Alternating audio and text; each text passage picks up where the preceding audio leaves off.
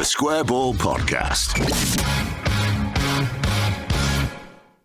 Hello, Propaganda is brought to you with Levi Solicitors. You can get 10% discount on your legal fees at levisolicitors.co.uk/The Square Ball. Dan, Michael and Moscow with you on Propaganda. It's the show where we find out what is being said, what has been said about Leeds United.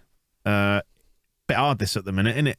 Really, given that we're getting pasted every week. Yeah, it's not as fun, is it, as when we were, well, at least scoring some important goals. There's only a certain amount of anger you can extract from a penalty in the 70th minute or whatever it was. It's not really very a rich seam to mine, but never mind. It was a good penalty.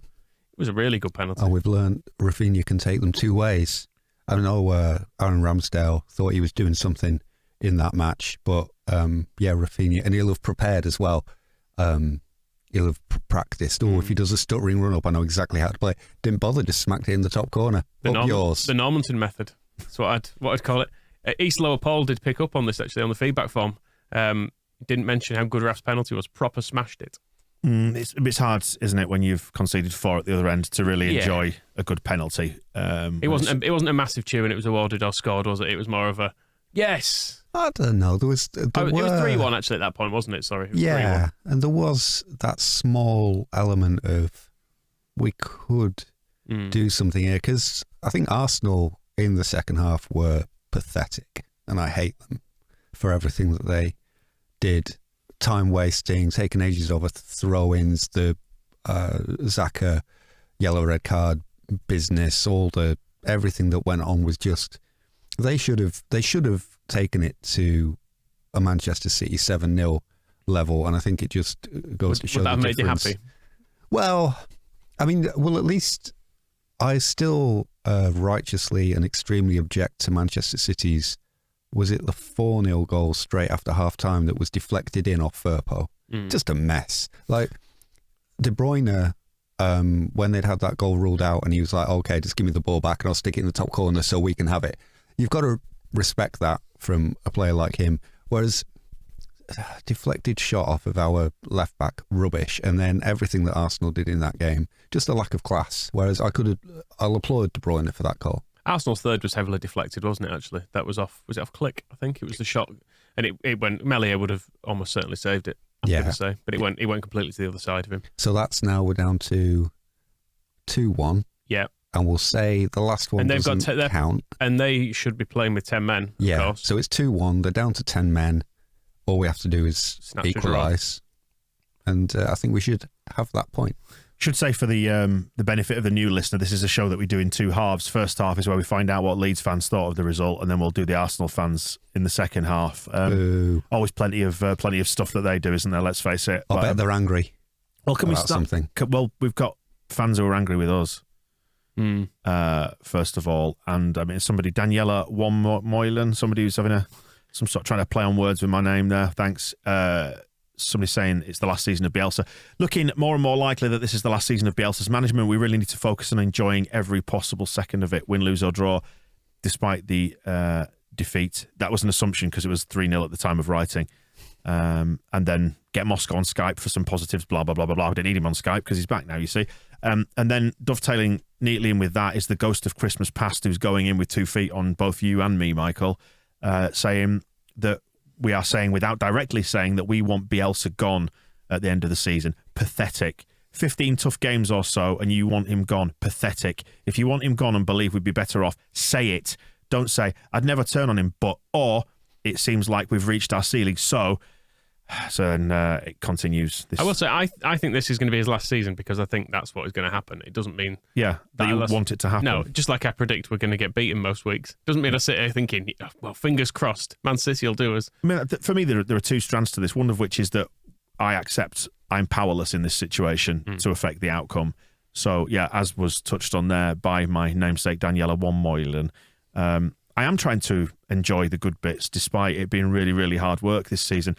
And I'm like you, Michael. The other part of this is that I'm not willing it to be over. I just, like you, can see it coming a mile off. It just seems like all the pieces seem to fit in terms of where we're heading. And, the other strand I was going to get at is that, is Bielsa above any form of analysis or criticism? he's delivered us something absolutely brilliant, and it's put him hugely in credit. And when he does go, I want him to go on his own terms. I definitely don't want to see him fired. And probably if that means going down this season with him at the helm, then I guess we suck it up. So I'm prepared to accept that, so he gets a nice exit at the end of it. I was listening to Quickly Kevin, actually, and they did an episode about Brian Clough, and it was highlighting how he basically took Forest down in his last season and was absolutely loved there. And I think we could almost still see a similar thing with Bielsa. There'll be obviously a certain group would turn on him and be asking for him out before then, but I think he could actually take us down, and a lot of people would still be like, well, I guess he deserves a chance. He deserved a chance to try and make it right just, until the end. Just to address one of the direct criticisms of the Ghost of Christmas Past, if I wanted him out, I would say so, but I don't. Yeah. Because I love the man dearly, and I love a lot of the football, as well as accepting my powerlessness in this situation when I think, God, I wish we'd been more compact against Team X or whatever, or somebody strolling through us for a laugh. I've given myself over to it, to the experience, and I think however it plays out, it plays out. Hopefully we've got enough to be 17th or above, and that's all I give a shit about this season. That's how I want it to end, if this is to be the end, and everything points to the fact that it probably is, but who knows, we might be wrong. What do you think, Moscow? Do you think this is his last season? I've no idea. What do you think? I don't know. What does your gut tell you when you think about the way My that gut this tells me that he'll do what he wants in summer, like he always does. Yeah. Like trying to guess in December feels pointless to me, because he could. Who knows? Because then a lot will depend on how the season ends. I don't know how it'll end, and just what he wants to do. So I don't know. And what the club wants. Well, that's the other side. That's the point. Club wants to. I think that's where I see it. It'd probably be in his last year, because I think with the 49ers kind of looming and the way they're likely to run things because of the way American sports teams are generally run, I'm not sure they would. While I'm sure they are happy with the position he's got us into, they probably also are thinking, we don't want a maverick dictator doing all of deciding everything at the club. Because he's got a huge amount of power, hasn't he? Concentrated in his hands, which has worked at Leeds, amazingly well. It's worth saying. So there is a strong argument that says, well, don't change it then. Yeah. I mean, I posted something to this effect on Wacko when someone was asking me about it, and I just said, I just think it's risk versus reward, and we've seen the rewards, as in league position, style of football. The returns on that have diminished this season, so that therefore increases the amount of risk that runs against it. That's how I feel about it. And then the risk is obviously the small squad, injury proneness and all the rest of it. And it's just, I think it's just that the scales have probably tipped in terms of him leaving. Just more in that direction. And like you say, when you factor in the big elephant in the room, which is the 49ers, do they want to expose themselves to the risk of this again? Because he will insist on a small squad. And I guess at the root of it is the idea that the squad needs a big overhaul. Or does it? I mean, these are the unknowns that we have to kind of ponder about, don't we? We are coming into this on the back of a very bad week, and I wonder if on Sunday morning after the Chelsea game we'd have the same attitudes, because we were brilliant in that match. And then I looked at this morning because The Athletic ran a piece analysing where everything's going wrong, and they're all about, a lot of it was about the stats this season and how much worse they are, and that we're at the bottom of every measure. But this week has done a lot of that. And if you take, I mean, me doing maths is always, you're talking about risk versus reward. We'll enter into that. But if you take out the madness from this season, which is the madness of this week, Arsenal when we didn't have a team, Manchester City when I think they wanted revenge, as illustrated by the fact that Grealish and Foden went out celebrating and got themselves dropped over it like a modern day Derby County. And then also, to be generous to us, to take out the scum game on the opening day, which was just bizarre. Our goals against per game takes us from to an average of 1.33 per 90, which would have us 9th in the Premier League. So far this season, we have been, against our peer teams, fine. And even if you put that scum game back in to not be so generous, we're 15th, 1.56, compared to last season when our goals against per 90 had us 14th. So if you take out this week, which has been completely mad, it's not actually as terrible as it has seemed to be. And that's where some of the rhetoric this week, where it's all, why doesn't he change? Why doesn't he change his system? Do something more defensive, go 5 at the back. Well, I don't know when between Chelsea, Manchester City on Tuesday and then Arsenal on Saturday, you either have the time or the wherewithal or the reason to change the way we play, particularly when you take into account for the Arsenal game, Charlie Creswell was going to play and Luke Ayling was going to be right back. The last informal training session on Friday of the week, Charlie Creswell dislocates his shoulder, and then are we expecting to say, right, Cody Drammer, you're going to be in the team on Saturday. Everything we've taught you over the last 2 seasons so that you can just step seamlessly from the under-23s and play the same way. Don't do any of that because we're changing everything. Yeah. It doesn't really marry up. It's very easy, and Bielsa made this point himself where he said it's very easy to rip up a plan. It's really, really difficult to put in a new plan and expect it to work for the next game the way that everybody seems to want it to do. So the two things like that is the rest of the season this week apart isn't that terrible, and that changing is not as easy as people would wish it to be. And against City and with the team we had against Arsenal, I think you were in both games you're picking a way to lose, because I don't know what this magical formation is that stops you from getting beaten by Man City, or what how you don't lose to Arsenal with, it was 9 first-team players out, and it was 10 actually, wasn't it? And then 11 when Jackie Harrison's off the pitch, so an entire team gone. Peter Andre Mariner, definitely his real name, suggests we need to abandon the 4-1-4-1 formation and play 2 central defensive midfielders in front of the back 4. We don't have to. Says every game we get overrun there and Bielsa refuses to change it, we've been found out. But that feeds back into what you just said, Moscow. And that's about, that's at the root of what I was saying there about the idea of wanting Bielsa out. Not at all, because I know that we're too far in now to start changing stuff massively. The cost of changing this season, I don't know what we would change to that would be better. And we're only getting found out against Manchester City and Arsenal when we don't have a team.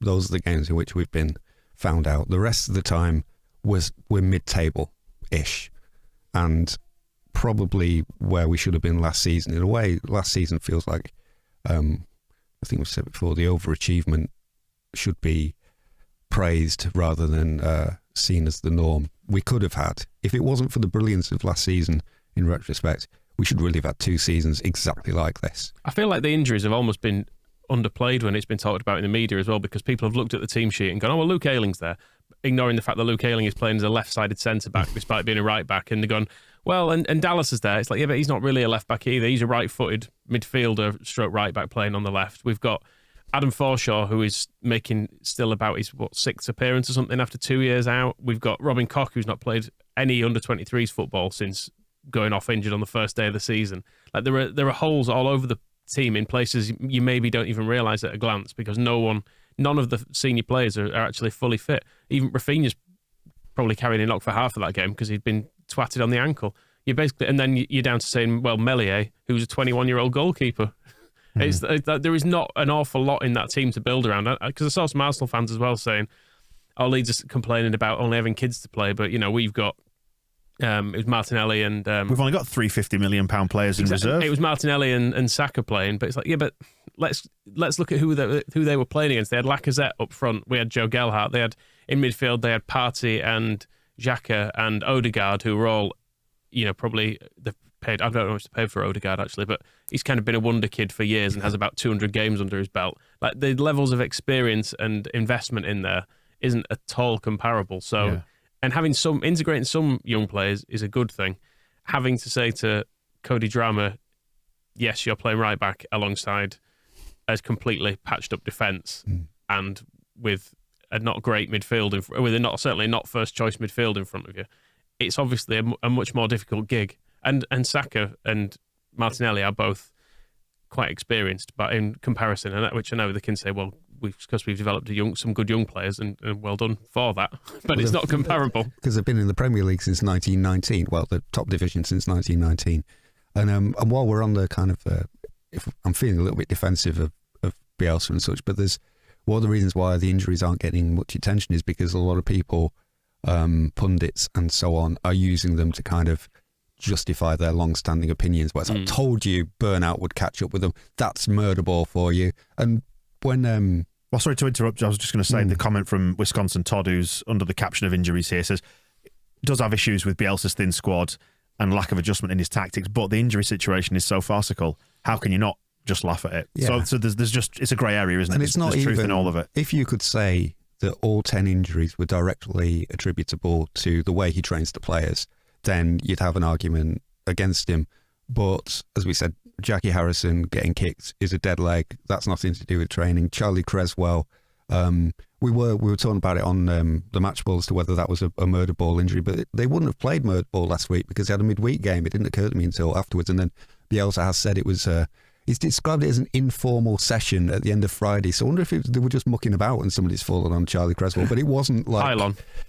It wasn't birthday bumps maybe for someone. It was Rafa's birthday, wasn't it? Through the week. It could be that. Well, and Charlie Creswell had to have the bumps. That seems a bit He just harsh. might have fallen under the bottom of the pile. Well, you're not going to give him to Rafinha, are you? We'll take it out on him. But then Pascal Stroik's foot. It sounds like somebody just kicked him.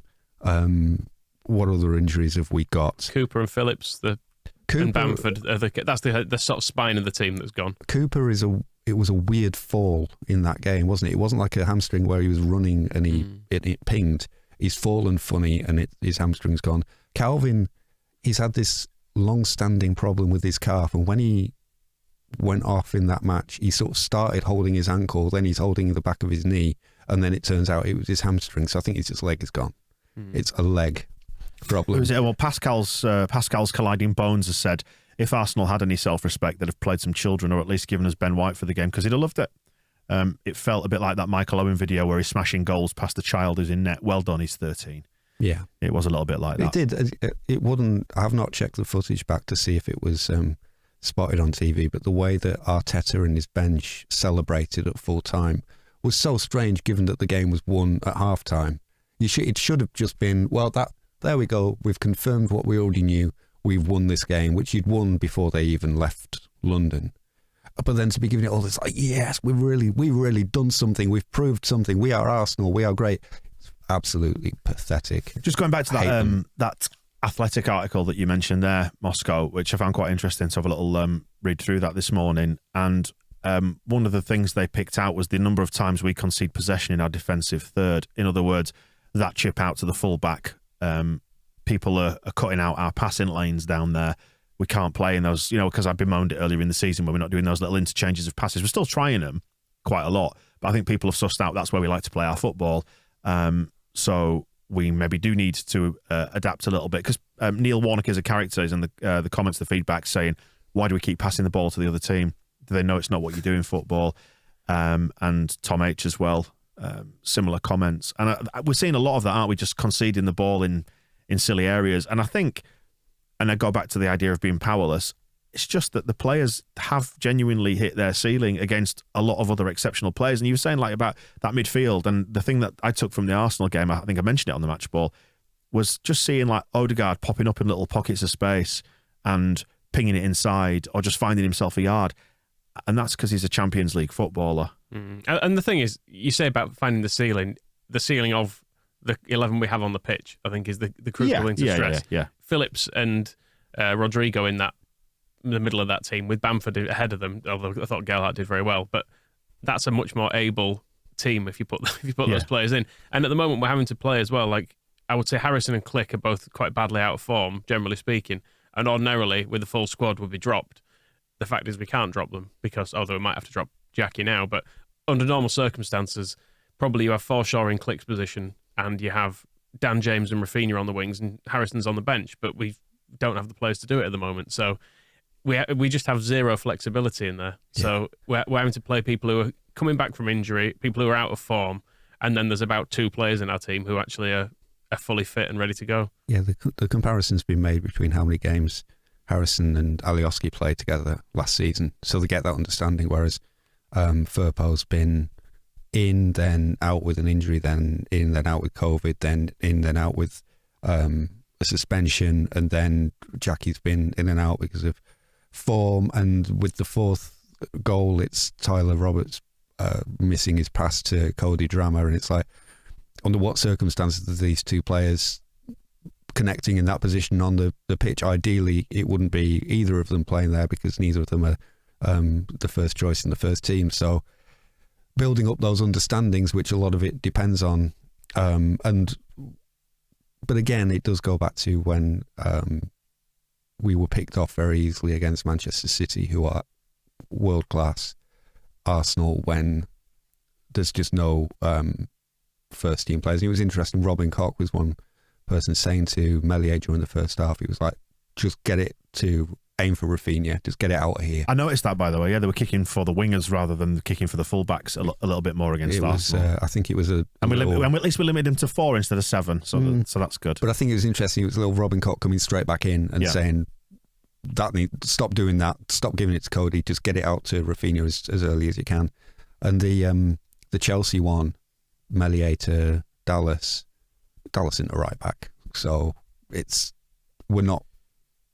maybe works better if it's Meslier chipping to Luke Ayling, which is what we're more used to. So it's this it's funny that lack of leadership. Yeah, Tom's in the comments again talking about lack of leadership because we've lost some characters out of the dressing room. Not characters in the Neil Warnock sense, characters as in genuinely big characters. So that could be part of it, and it's just another factor in a number of factors.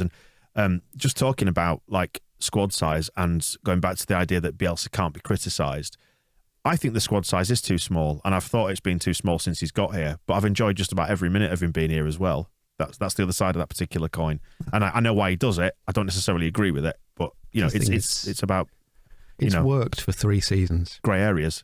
We finished 3rd, should have gone up. We won the league, and then we finished 9th, higher than anybody expected. So I don't know what point during those 3 seasons we needed a bigger squad. It's weird how there is obviously now a lack of squad players there, but when you look at the first couple of seasons when we were really like seat of our pants with central defenders, we essentially went into it with Berardi as the starting centre back, and now you look at it, we've got loads of central defenders, but they're all injured. Yeah. It's a ridiculous situation that we've got ourselves in, that you'd think those 2 seasons we were massively at risk. Now you'd look at the squad and go, right, well, we're absolutely fine for centre backs. There's no need to worry. At the moment, Llorente, Cooper, Strauch, and Creswell all out. Ayling's having to fill in there, and it's just. It's so unlucky. What Bielsa said in his post-match after the Arsenal game, he listed everything that's happened over the last week, and then said normally these situations would resolve themselves, and they haven't. And his plan with the small squad, he referred to this as well, where he's sort of saying, if we sign more players, it blocks a path for the youngsters who we want to develop, and that ideally, a player being injured should be the opportunity for one of the youngsters who we want to see to come into the team and play well. So Bamford is injured, Joffy gets his chance. A defender is injured, Creswell gets his chance. But when you've got so many injuries, it becomes a weakness when it should be, the plan is for it to be a strength. And I don't know, it has been 3 seasons of success, and then it goes back to what I was saying, Moscow, about failure. Well, yeah, it goes back to what I was saying about it works until it doesn't. Say that about anything, though, can't you? Well, that's it. And you can only ever judge these things with the aid of hindsight. So we're always commenting from a position of greater knowledge, aren't we? That's the stupidity about what we're doing. The ref and VAR, we should speak about that. The COVID situation is mentioned. Should the game have gone ahead? Bigger question, I guess, about the general state of football. We'll do that on the main weekly show after this one. So park that one. But yeah, going back to the ref and the VAR stuff. Very, very interesting, quite timely as well. And I will have to apologise to whoever it was that reported on this, but did you see the information that emerged over, I think it was Monday evening, where, was it Peter Walton? Somebody had spoken to Peter Walton and he'd said certain players are judged differently based on their prior reputation, essentially. So Harry Kane got away with not being sent off because they don't feel like they have to proactively manage him going into games, whereas some players they do. So I will say, Granit Xhaka has a reputation for being an absolute knobhead and still got away with it. So I don't know how that works. But they was basically saying that because, for example, Robertson was jumping to avoid Kane's tackle. Was it Robertson who was involved in that? Yeah, it was, wasn't it? Yeah, because he was involved in the goal and then got sent off himself. Because he was jumping to avoid it, that helped Kane escape the red card, which is madness and is not what it's about at all, surely. Should have stayed still and had his leg broken. Then we could have seen Kane sent off and it would have been fair. Yeah, they've bent a lot of things out of shape to keep Harry Kane on the pitch. And they've also bent a lot of things out of shape to back their referees as well, was the other point of this. And you've said this before, like they've got themselves in such a mess with trying to basically back the on-field decision that, and you've said it, Michael, as well too, like, it can be both a red card and not a red card depending on the outcome and, and depending on it's like the Man City, what happens afterwards and, whether there's a blue moon or whatever. Well, the Man City one, they've tried to justify that under the rules as well, haven't they? Where Ederson just slides through the box and completely clatters into someone, but they're saying it's not a penalty because he's not got the ball. It's like, but isn't that... The other player had long since got the ball, isn't that still a foul, though? You can't just slide into people off the ball, because if they've not got the ball, that makes it worse, doesn't it? That you've been so late that you've just taken someone out when the ball's like 5 yards away. Yeah, I mean, if the ball is over on that side of the area being contested and the goalkeeper comes out and slides through an attacker over here in the 6-yard box, that's a penalty, isn't it? Yeah, you're just not allowed to do it. But instead, rather than go, oh yeah, that was stupid on it, sorry about that, they've gone, well, actually, no, you're wrong. I know to anyone watching that would seem ridiculous that you can slide through someone, but actually that is fine, because we're not willing to admit that we've gone wrong on this.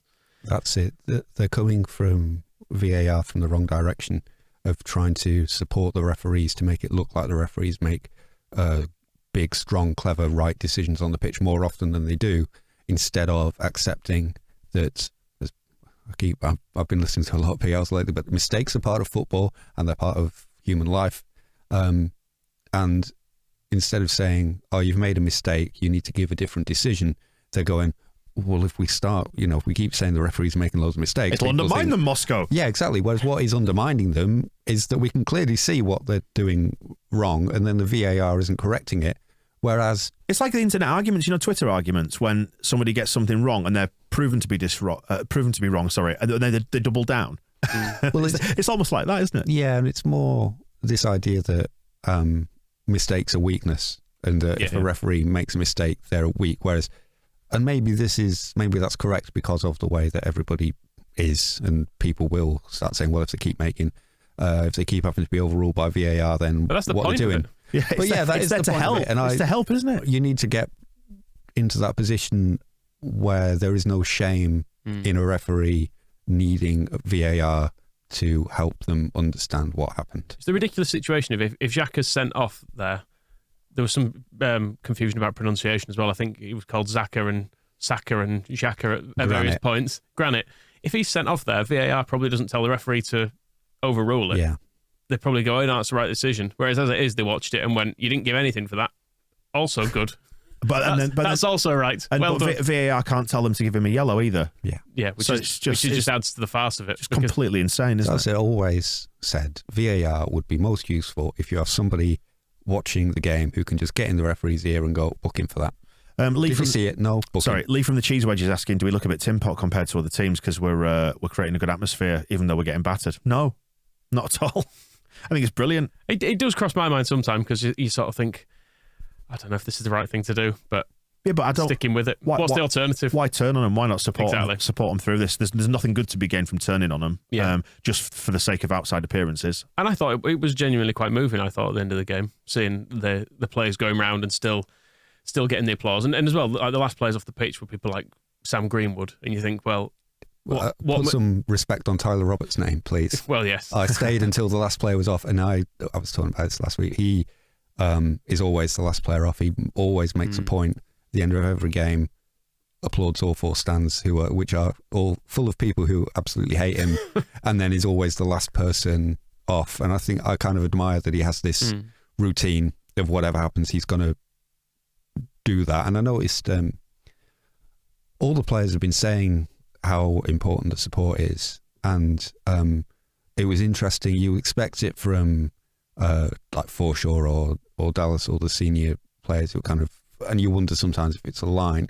I think it was the Crystal Palace game when Tyler Roberts did the post-match interviews, and before the person had finished asking the question about the atmosphere, his face lit up and he said, the fans are absolutely incredible, I love playing here.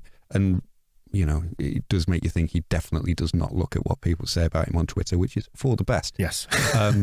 But for him to be feeling that, and you could say it was obviously genuine reaction, the way you couldn't wait to say. He put it on his Instagram story as well. After the Chelsea game, somebody had said, I there was like a photo from one of those football like Bible accounts of Leeds fans saying, "Can't believe this support," and Leeds fans are different. And it was a photo of some people in the away end at Chelsea.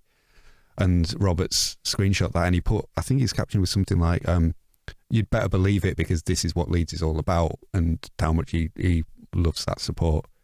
So to then decide that all of that's tin pot and we shouldn't do it because it looks a bit daft. It counts. It counts. It does make a difference. I think as well, there is a difference between now and other times, because there have been, I will freely admit, there have been times I have not stayed to clap the team after 4-1 defeats. I've stayed to yell abuse at them once or twice when you can tell they don't give a shit. Like under certain managers, certain players, you've been like... Well, I mean, Michael Brown was there. It's very clear several of these players do not give a toss about playing for this club. And I don't think there's anything wrong with calling them pricks. We remember Michael Brown played until his contract extension was triggered and then disappeared from the team. So what does that tell you about his priorities when he was a Leeds player? I hated seeing him again on. Hey, listen. On but Saturday. yeah, Sam Greenwood does not deserve that negativity. No. Cody Drammer, he's fine. He didn't have a great game, but fine. I'm not happy to shout at him. Let's finish this section on some positivity, because we've heard from Slip and from Ken Bates, stole my seat, just saying, look, the season's not over. And I know we keep saying this and we keep waiting for it to click into gear, and hopefully things will turn around. And it does look pretty bleak when you're going into the halfway point of the season with only 3 wins under your belt. But as we've said loads of times, these are not the games that, including Liverpool, that we're going to be sort of judged on this season. It will be what we do against the other teams. And we probably only need, 5 wins, 6 wins to stay up from here. It's not a huge amount, is it? Because it is remarkably mediocre as the Premier League, and we happen to just be not very good this season. And there is still January. There is. So we've got January the opportunity to reinforce, whereas Newcastle are trying to build a team as good as our rubbish team. That's their task in January. Everybody's worried about them with all the money they've got, but if all we have to do is get our good players fit, and then we've got a good team again. Whereas the teams that are below us, Norwich and Newcastle, and who knows about Burnley this year, but they have a lot more work to do to be as good as we will be once we even have. It doesn't even need all of them back. We just need a few back, so that then we can be a little bit more like an actual Premier League football team than the lineup that we've been putting out. And you don't need to do much to stay up. And even as bad as the table looks, we're 6 points off of the relegation places, 6 points off being 10th. So it's, are we panicking about finishing 10th? It's not the 10th aspect I'm worried about, but anyway, it's when you look in the rearview mirror. Either way could go, couldn't it? And we didn't have that big run of wins last season until it didn't start until it was 10 games from the end when we suddenly got good, wasn't it? Until then it was kind of average all the way. Well, we need to get back to average soon. I think part of that is actually to do with timing. If you look at when we faced the likes of Liverpool, Man City, Chelsea, Man United last season, it was when they were all in the thick of the European competitions as well. So maybe they've got one eye on other stuff as well. So in the second half of the season, hopefully if a couple of them are, otherwise distracted, there's a chance maybe if we get some players back, then you can start to pick 1 or 2 points up here against those teams. But the business has to be done against the likes of Burnley and so on and so forth. I think that's where, if we turn up against Burnley, assuming all that does go ahead and there's not a COVID shutdown, if we are shite in that game, then I think maybe there are questions to be asked. But it's always going to be judged against the injuries as well, isn't it? People won't forget that. If you've got an injury crisis, what you really need is to play Burnley. And then, but the weird thing is, and Bielsa had a bit of bewilderment about this as well, is that Chelsea was only 7 days before Arsenal, and it was our best performance of the season. And that was not even a first team. So if we get back to how we were against Chelsea, and that's again, I think it's another argument in favour of not adapting and not changing the way we play just for the City and Arsenal games, which, because of the quality of City and the injury crisis against Arsenal, we probably weren't going to win anyway, is just, instead of distracting yourselves by ripping it all up and trying something else, to try and get something out of some games that we probably would have lost them anyway. I said about the City match that you go to play them, you're basically choosing the way that you want to lose, because once they score, they're out of it. May as well stick with what we're doing and keep honing that so that when we do go up against Villa and Burnley, Southampton, all the rest, we can beat them. That wraps up part 1 of Propaganda. We'll flip over now to part 2, where we'll find out what the Arsenal fans thought of it, which should be a treat. I've also realised it's late December and I'm sat here in a t-shirt, so I'm going to put a jumper on for part 2. So if I'm wearing something different in the other video, that's why. Let's all swap clothes. The Square Ball Podcast.